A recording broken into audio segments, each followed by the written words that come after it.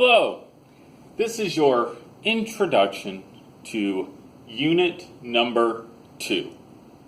In the introduction, we are talking about bunnies. Yes, bunnies. So let's suppose we are looking at the book Mice and Men by John Steinbeck. Two good friends named Lenny and George dream of raising rabbits and living off the land. What if their dream came true? That is not my dream of living with rabbits, but let's just suppose that it's yours. Suppose Lenny and George started with 2 rabbits that had 2 babies after 1 month. And suppose that every month thereafter, each pair of rabbits had 2 babies. And we want to make a table and write an equation. This chapter, a big part of it is writing an equation when given a table. So let's move this and get some space here. Make a table, write an equation. So, they said that they started with 2 bunnies. Bunny 1, bunny 2. You like my bunnies? Yeah, they're beautiful. The first month, they had 2 babies. Boom, boom, 2 babies. Aren't those beautiful babies? Yeah. The next month, each pair had 2 babies. So these 2 purple bunnies had 2 babies. And these green bunnies had 2 babies. Isn't this beautiful? Yes. The next month, each pair had 2 bunnies. So 2 bunnies, 2 bunnies, 2 bunnies, and 2 bunnies. I think that is enough. I don't think we need to go any farther. This could keep going on forever, but we need to make a table and then write an equation. So let's make a table. At the very beginning, how many bunnies did we have? So when x is 0, the starting point, how many bunnies did we have? We had 2 bunnies. After 1 month, how many bunnies did we have? Well, we had 1, 2, 3, 4. We had 4 total bunnies. After 2 months, how many total bunnies did we have? 1, 2, 3, 4, 5, 6, 7, 8. And lastly, after 3 months, how many bunnies did we have altogether? 1, 2, 3, 4, 5, 6, 7, 8, 9, 10, 11, 12, 13, 14, 15, 16. So there is our table. Now we need to write an equation. See if I can get rid of all this. I don't know if I'm going to... Oh, yeah, I have an eraser. I don't know what I'm thinking. Boom, get rid of this. How do we write an equation? Well, there's 2 types of equations. One you've seen before, and it's a line. So you have to ask yourself the question, is this a line? Does it go up the same amount every time? Do I add the same amount every time? Well, this goes up 2, then I add 4, then I add 8. Am I adding the same number every time? No, I am not. So this is not a line. So it's new. And this is how we write the equation. What is the pattern? The pattern is that we are multiplying by 2 every time. It's doubling. 2 times 2 is 4. 4 times 2 is 8. 8 times 2 is 16. So this is what we call an exponential function, and we will review this in class next week. But this is exponential because it has a common multiplier, and this is how we write the equation. Y equals, we have our starting point, or our initial value, our starting point, and then we have our multiplier, our common multiplier, and then we have x in the exponent. That's why we call it exponential. But this is our starting point, or our initial value. times our multiplier to the x. So for this problem, y equals, the starting point is 2. We started with 2 bunnies. And then, what is the multiplier? What do I multiply every time? In this case, it turns out to also be 2. So this is our equation. All right, let's do some examples. I think I have some here.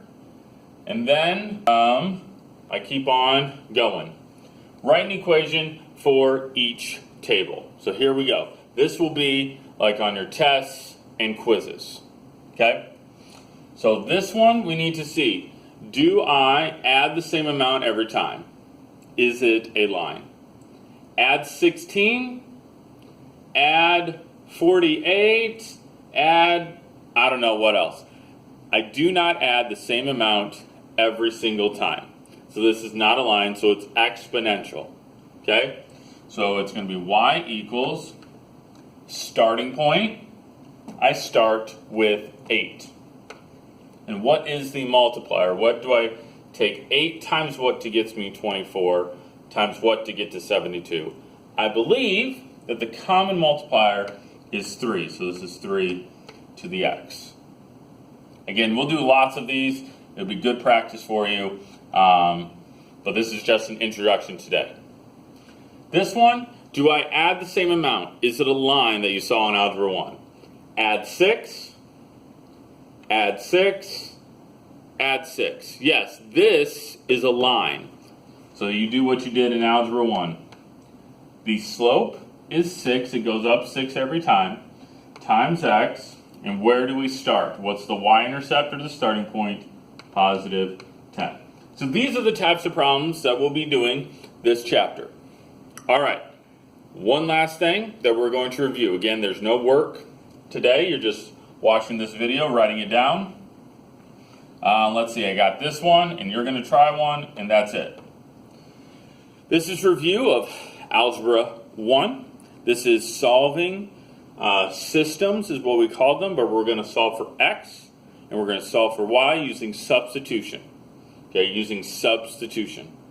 So we're going to solve for x and solve for y. This is y equals something. So over in this equation, we are going to plug in 3x minus 6 in for y. X plus 2, and instead of y, we're going to put 3x minus 6 equals 16. So instead of y, we're putting in 3x minus 6, and now we're going to solve for x. X plus 2 times 3 is 6, so 6x. 2 times negative 6 is negative 12 equals 16. That's 7x. 7x equals 16. 7x minus 12 equals 16. Add 12 to both sides. Divide by 7, and x equals 4. Most of the time, after good practice doing this a couple of times, students typically remember to do this. They solve for x. But is that what the instructions say? No, it says to solve for x and y. So now we need to plug in 4 into x to solve for y. Y equals 3 times 4 minus 6. Y equals 12 minus 6. Y equals 6. So now we have solved for x and y using substitution. I got one problem for you to try. So pause it. Try this problem. I'll go over it, and that'll be it. All right, here we go. We use substitution when one equation has y equals or x equals. So here we go. 4x plus 2. Y is negative 3x plus 5. I'll use a different color because I like to. 4x plus 2. And instead of y, we're going to put negative 3x plus 5 equals 4. We are going to distribute the 2, so it's going to be negative 6x plus 10 equals 4. This gives us negative 2x plus 10. Subtract 10 from both sides, and that should give me negative 6. Divide by negative 2, and x equals positive 3. Hopefully you didn't stop right here. This is the hard part. You've done the hard part.